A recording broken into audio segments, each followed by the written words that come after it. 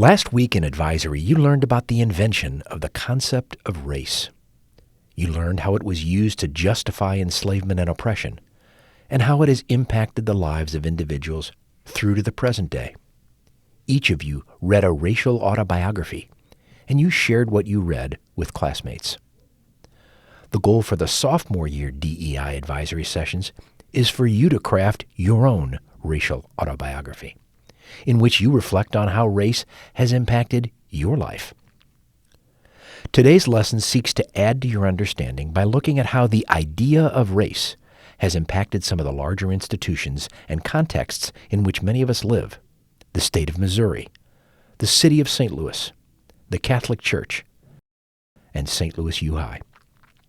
The goal of this historical and cultural narrative is not to assign blame or guilt, but rather to move toward a truthful understanding of the water in which we swim and the larger forces that impact our experiences. This year, as you know, SLU is celebrating 100 years on Oakland Avenue. At our opening convocation, we all saw this image of the SLU community in 1924. As you look at this photo, what do you notice about the idea of race and how it affected the composition of the SLU community in 1924? For the first 20 years on Oakland, the SLU community was entirely white. In fact, when SLU's Oakland campus opened, there were only 3 Catholic parishes in the St. Louis area that were even open to black people. Not until 1946 did a black student named John Carter enter St. Louis U High as a student. For the first 70 years of SLU's history on Oakland, the percentage of white students at SLU was in the upper 90s. Today, that percentage is in the mid-80s. Our school has made progress in becoming more inclusive and in expanding its outreach beyond the white community of the region. But we still have plenty of room for growth. How did we get here? Why has the idea of race played such a large role in the history of our school? Conflict over the meaning of race was foundational to the creation of Missouri as a state. Would this be a place where blackness made a person liable to enslavement and whiteness gave a person the ability to own another human being? In an America deeply divided over the issue of slavery, this was the biggest controversy related to Missouri's application for statehood in 1818. Ultimately, Missouri would enter the Union as a slave state, a state in which the idea of race permitted some people to treat others as pieces of property. In 1818, the same year Missouri petitioned to be admitted to the Union, Bishop Louis W. V. DeBerg, our region's first bishop, came to St. Louis and founded the school that would eventually evolve into both St. Louis University and St. Louis University High School. DeBerg was born to a wealthy family in Saint-Domingue, a French colony that today is the nation of Haiti, and participated in slavery as a bishop in the church. He purchased enslaved people for his own use and encouraged the clergy under his authority to use and profit from enslaved labor. Although DeBerg is celebrated for promoting the church's mission, and in fact honored as the namesake of the Archdiocesan Bishop DeBerg High School, the idea of race also led him to commit grave sins against his fellow human beings. He would not be the last bishop of our archdiocese to participate in slavery. The Jesuits, who would eventually assume responsibility for our school, first came to St. Louis in 1823.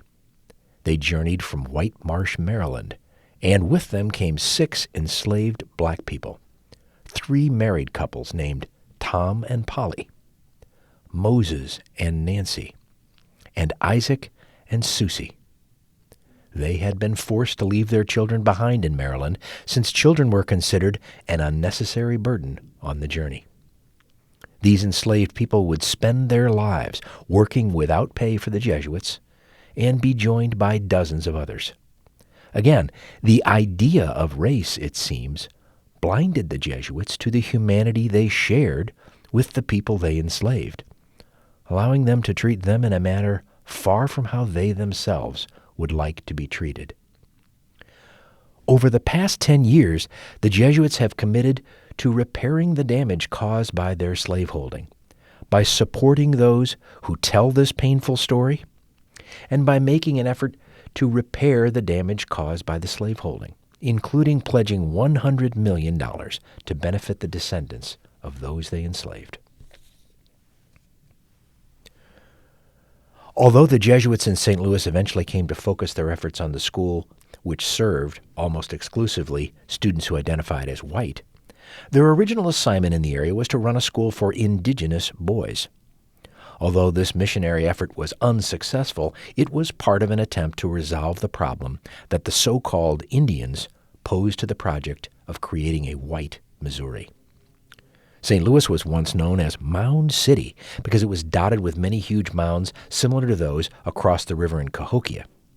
Over the course of the 19th century, however, all but one of these mounds were destroyed, just as many Osage, Shawnee, Sauk, and other peoples were eventually driven from their homes in this region by settlers who saw themselves as white. During the Civil War, the disagreements about the meaning of whiteness and blackness that had accompanied Missouri's entry into the Union flared up again. Although Missouri did not secede and join the Confederacy, many white people in the state wanted it to do so, and there was guerrilla warfare in Missouri throughout the Civil War. The governor even tried to take control of the state militia, establishing a rogue legislature in Neosho, Missouri. At St. Louis University, too, faculty, students, and the Jesuits themselves were divided, not surprisingly since the university itself continued to hold people in slavery until the end of the war. In the wake of emancipation, white Missourians sought to ensure that whiteness and blackness would have distinct meanings in the state. In 1865, the legislature voted to permit racially segregated schools, and 10 years later it mandated such educational segregation. In St. Louis, as black people began migrating from the South, white St. Louisans used ordinances and restrictive covenants in order to maintain strict separation between where white people and black people could live. When legal and other challenges to residential and educational segregation threatened this system of segregation, many white people simply moved away to other neighborhoods and school districts in the region, thus maintaining the separation and inequality. In 1947, Cardinal Joseph Ritter ordered local Catholic schools to admit black students. Yet, residential segregation and white flight kept most Catholic schools racially homogeneous. In 2014, in a town called Ferguson in the northern suburbs of St. Louis, a white police officer shot and killed an 18-year-old Mike Brown, a black student who had recently graduated from high school. After many weeks of protests and uprisings on the streets of Ferguson, the officer ultimately faced no charges in the matter. A Department of Justice report, released months later, revealed that the municipality for years had been raising revenue and balancing its budget by fining black residents for minor, even trivial, infractions. The report shed new light on how the idea of race continues to matter in American society and how it continues to result in different life experiences for people in our state. In 2018, responding to situations like that in Ferguson, the United States Conference of Catholic Bishops published a major statement about the idea of race, entitled "Open Wide Our Hearts: The Enduring Call to Love, a Pastoral Letter Against Racism." The letter acknowledged the existence of social structures of injustice and violence that make us all accomplices in racism. The letter provides examples of how ideas about race have led to negative experiences for a variety of groups, including but not limited to Native Americans, African Americans, and Hispanics. The letter also acknowledged that the Church's own mistakes in perpetuating harmful ideas and practices were based on mistaken beliefs about race. Throughout its 200-plus year history, SLU has been a predominantly white institution. A large majority of its student body, faculty, staff, and administration and benefactors have identified as white in a nation, state, city, and church in which whiteness has been a privileged identity. This reality might lead to the mistaken perception that being a member of the SLU community is synonymous with being white. Beginning in 1946, however, the SLU community has made efforts to push back against the racialized context in which it exists and to undo that mistaken association. The Alumni Trailblazers Wall in the central first floor corridor attests to the achievements of courageous black alumni and other alumni of color. In 1991, the Board of Trustees developed a plan to welcome more students of color into the student body. That plan was updated and expanded in 2021.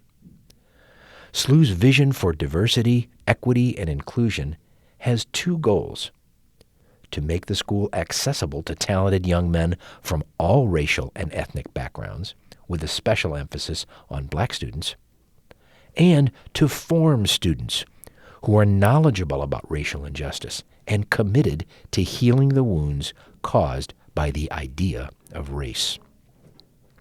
The DEI curriculum in advisory, and the sophomore year especially, are an outgrowth of SLU's commitment to form such leaders.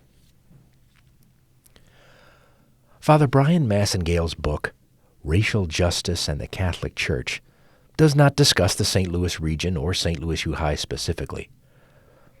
But Massengale could very well be discussing our context when he notes that harmful practices and policies based on the idea of race form a cultural system that has produced and continues to produce wounds that are deep and real.